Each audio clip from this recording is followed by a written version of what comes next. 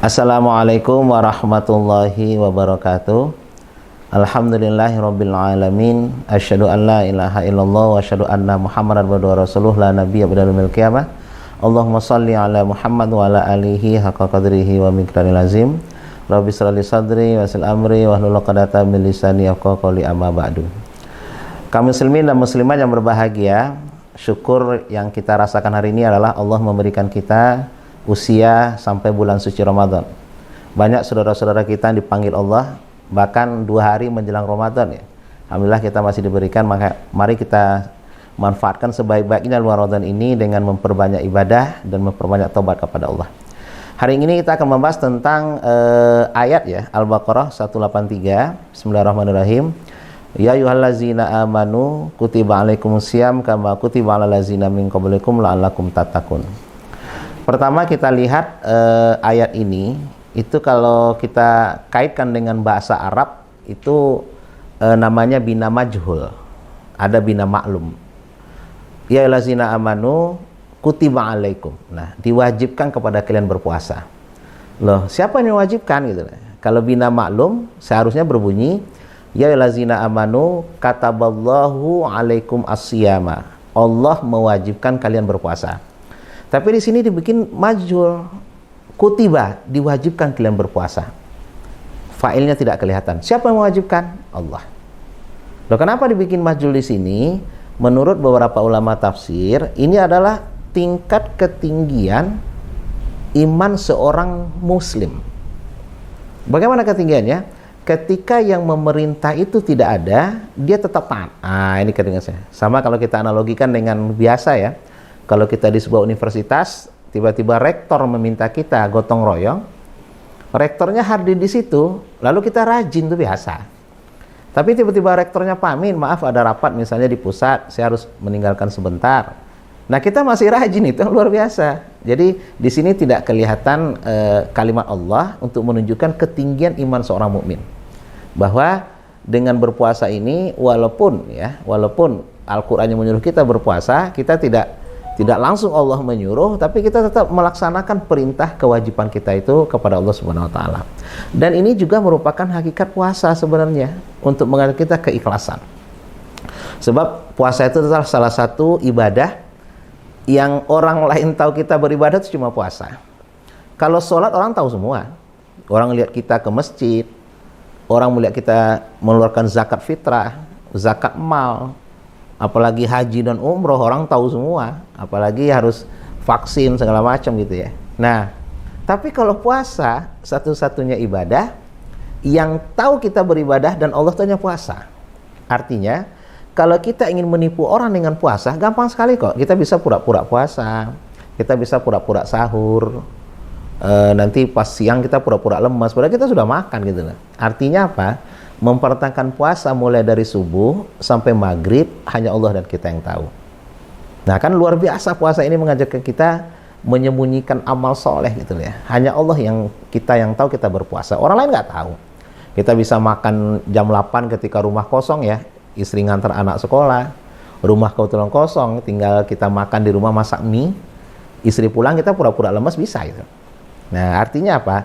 Apa yang diajar oleh puasa ini sebenarnya bahwa marilah kita berusaha untuk meningkatkan keikhlasan kita dalam ibadah.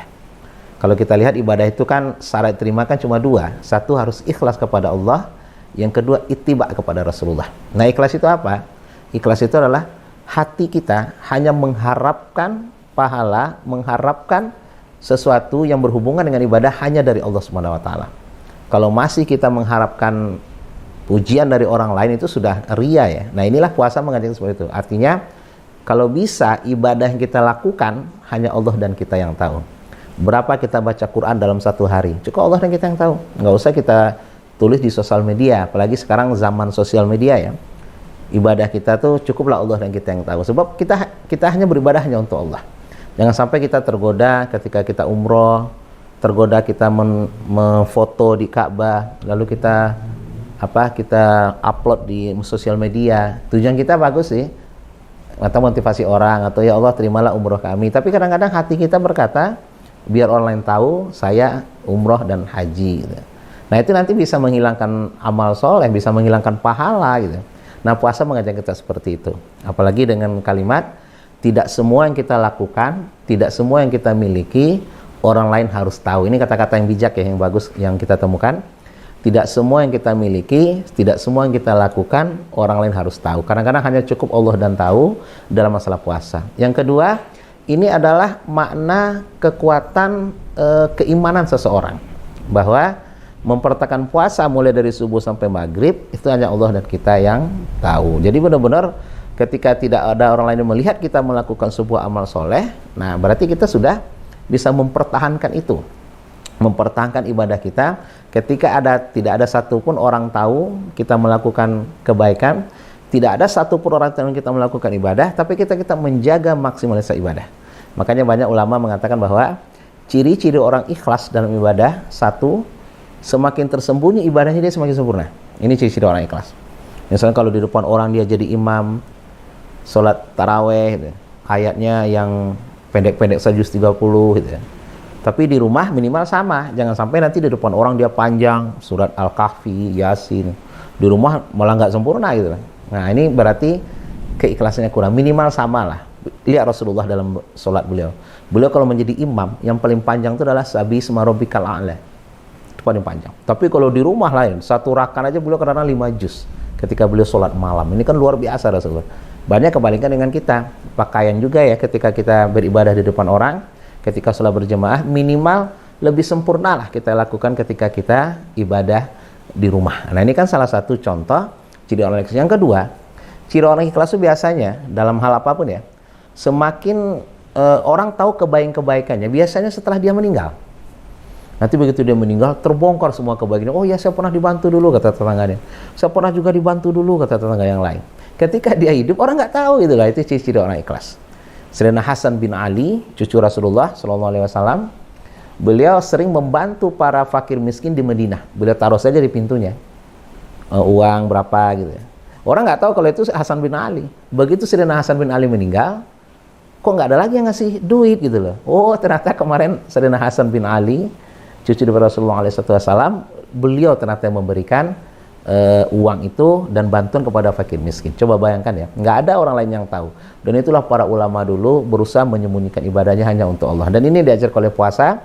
Setiap tahun Allah menyuruh kita melakukan ini supaya kita sadar bahwa ibadah itu hanya untuk Allah. Jadi berapa kita membantu anak yatim, ya. Berapa anak yatim yang kita bantu, ya cukuplah Allah dan kita yang tahu. Kalaupun ada orang yang tahu tanpa kita memberitahu, ya silakan. Itu dari mereka sendiri gitu lah. Nah, berapa kita misalnya membantu pondok ya, apa saja yang kita bantu, ya cukuplah orang pondok itu tahu dengan kita itu, dan Allah tentu saja. Nggak usah kita masukkan media sosial. Alhamdulillah hari ini bisa sedekah nih, alhamdulillah kita bisa melaksanakan ini. Makanya setelah puasa nanti, apapun amal ibadah kita, usahakan hanya Allah dan kita yang tahu. Sembunyikanlah ibadahmu sebagaimana kamu menyembunyikan kejahatanmu. Kalau kita berbuat jahat, kita bisa menghilangkan jejak segala macam gitu. Nah, dalam puasa ini, dalam ibadah ini, usahakanlah hilangkan jejak kita. Ketika orang mencari jejak kita, nggak ketemu kalau kita sering membantu orang miskin. Yang kedua tadi adalah maksimalitas kita beribadah puasa, sebab tidak ada orang yang tahu kita beribadah, hanya kita sendiri. Dan kita pura-pura puasa bisa. Jadi mempertahankan ibadah dengan maksimalitas tanpa harus tergantung kepada penilaian manusia. Ya, ini yang penting ya, kita berdakwah misalnya, ternyata yang dengar cuma sedikit, semangat berdakwah. Jangan ketika 1000 orang kita semangat, ketika 5 orang kita lemas gitu. Itu sudah termasuk unsur-unsur dalam riya. Nah, mudah-mudahan puasa ini diterima Allah dan memberikan kita sebagai hamba, menjadi hamba yang mukhlis, yang diterima ibadah kita, dan diampuni dosa-dosa kita, dan menjadi bekal kita nanti setelah kita kembali kepada Allah Subhanahu wa taala. Terima kasih. Selamat menjalankan ibadah puasa ya.